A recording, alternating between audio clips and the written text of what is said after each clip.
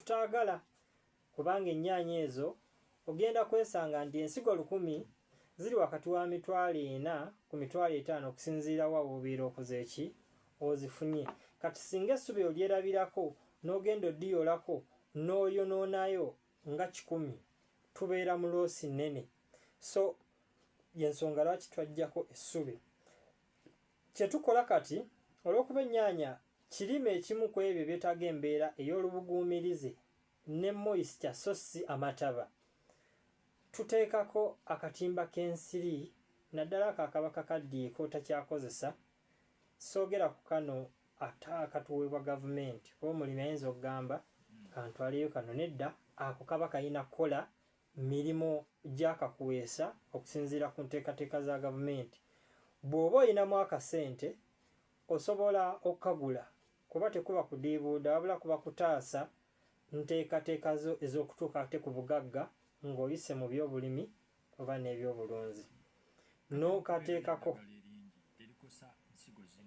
nedda ako ko tekakosa kuba tewaliiwo ddagala livaamu nti ligende mu ttaka lino balifumigatingamu, libeera mu mbeera ya mpewo nga liri repellent oba lisendasenda embeera y'ebiwuka naddala ate mosquitoes. Tuyiwako amazzi ku makya ne kawungeezi okumala ennaku 3 lwe tusimbye. Bwe tukivaako ekyo eky'ennaku 3 tuteekako amazzi omulundi gumu olw'ensonga ennyaanya kye kirime ekyo ekirimibwa mu mbeera ey'obugumirize.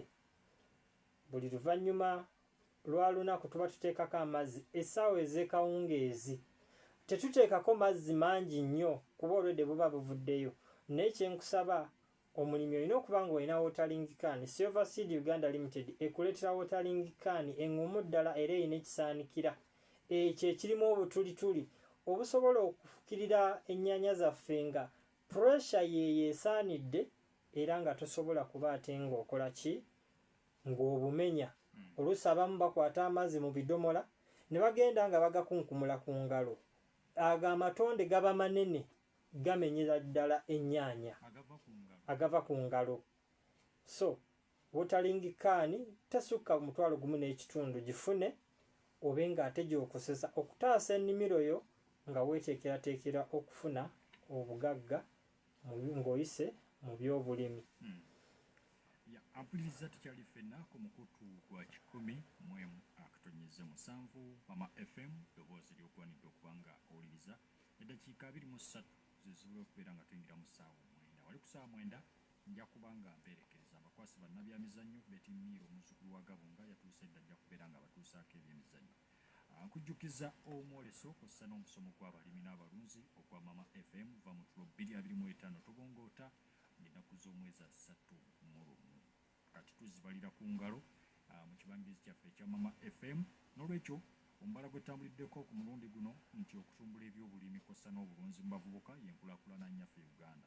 Okuyingira kugenda kubeera kwa bwereere okulambula omwoleso n'ebintu eby'enjawulo ebinaabaamu wabula wategekeddwawo omusomo gw'abalimi n'abalunzi wasiteddwawo kirasi ey'enjawulo enejja kubeera nga mwana wattu osasula emitwalo 2 gyokka.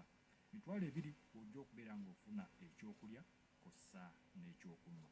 Abakugu bonna b'owulira ku mizindaalo gya Mama FM olujja kubeera ng'obalabako. Tugenda kuyiga ki? Emu gye tugenda okubeera nga tuyigako tugenda kutunuulira nnyo okulimira wafunda. Babasinga obungi ennaku zino tugula bupoloti 5 ku 10, 5 ku 5, batandise n'okupima 25 ku 4 bwe batyo. N'olwekyo olimirawo otya? Kiki osobola okubeera ng'okolerawo mu poloti yo mu mbeera ey'okulima kw'ossa n'okulunda? Jangu oyige okulunda enkoko mu ngeri ez'amagoba. Lema kulunda bulunzi ffwa. N'olwekyo jangu oyige enkoko ez'amagoba njerunze ntya. Okulunda ebyennyanja. Ennaku zino gavumenti yabagoba ku nnyanja olw'okuvuba obubi. Kati jangu ofube ezizo ze weerundidde mu kidiba kyo wowangaalire wakaawo mu kisenyi banga ate gavumenti yakkiriza okubeera nga mu kukozesa obutonde bw'ensi naddala ensaalu oba entobazi ebyennyanja byo byakkirizibwayo. Kati olina ekisenyi kyo jangu omanye ebyennyanja babirunda batya.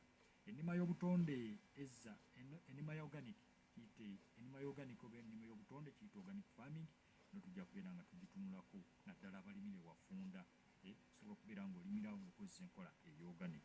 bizinesi ki ezifuna mu kulima n'okulunda, n'olwekyo byonna bijja kubeeramu. Okuuma n'okutaasa obutonde bw'ensi, onoonya otya akatale, n'empisa ey'okutereka. Empisa ey'okutereka tujja kubeera nga tutambulira ddala bulungi. Twebaza bannaffe abatuwagidde mu nteekateeka eno. Twebaza bannaffe aba Silver Seeds Uganda Limited abakola nsigo era be tuli nabo mu studio, akozesa n'eddagala, balina n'ebbomba efuuyira obulungi ennyo. N'olwekyo mujja kubeera nga mugyerabirako. Basangibwawo Kawempe Kunya opposite Kawempe Muslim Secondary School we basangibwa. Twebaza ne bannaffe aba Confeed International, abo nabo bakola ebirungo eby'emmere y'ebisolo kw'ossa n'ebinyonyi, nabo basangibwawo Kawempe Mbogo, ojja okubeera ng'obasanga.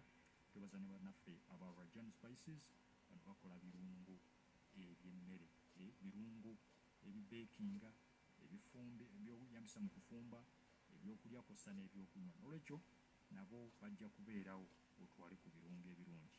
Twebaza ne bannaffe aba Green World International, bano bakolera ekigimusa ekya Nutplant Organic Plus Fertilizer, nammwe tubeebaza kw'ossa n'ekitongole ekigatta abalimi mu ggwanga ekigatta abalimi b'organic ekya Nogamu, nammwe tubeebaza.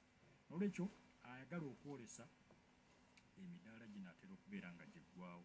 N'olwekyo abagulayo abatonotono ojja kubeera ng'oyita ku 0705 699 799 ojja okubeera ng'oyita, oba ku MTN eri 0785 27 ojja kubeera ogera butereevu nange, tujja kubeera nga ate tukola enteekateeka ennungi. Okwolesa twabagamba mitwalo 10 omudaala, ate abanajja okusoma musomo guli gwe twagambye ogw'enjawulo gojja sasula emitwalo 2. Twebaza ababuukinze, n'olwekyo abakyaliyo ng'osuubira okujja waakiri buukingako omutwalo gye nagwo oba ozina ebiri gyonna giteekeko, mwana wattu ojje ng'olinga omugenyi omuyite. Akkiriza nkolemu katono bwe nti tugenda kubeera nga tukomawo ng'okyali mu puroguramu omulimi n'omulunzi. Nkolamu bwe nti tovaawo. Mama tujagala kuba eyigiriza. Mama tujagala kuba ekusanyusa. Mama tujagala kuba ekiyisizaamu ebirowoozo byaffe ng'abakyala. Nze maama yennyumira, tomubuulira ndala 11 katoneze 7.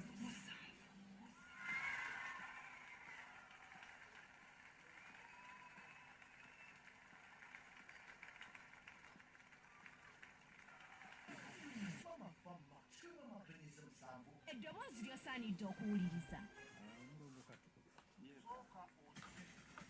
Mama tujagala kuba eyigiriza.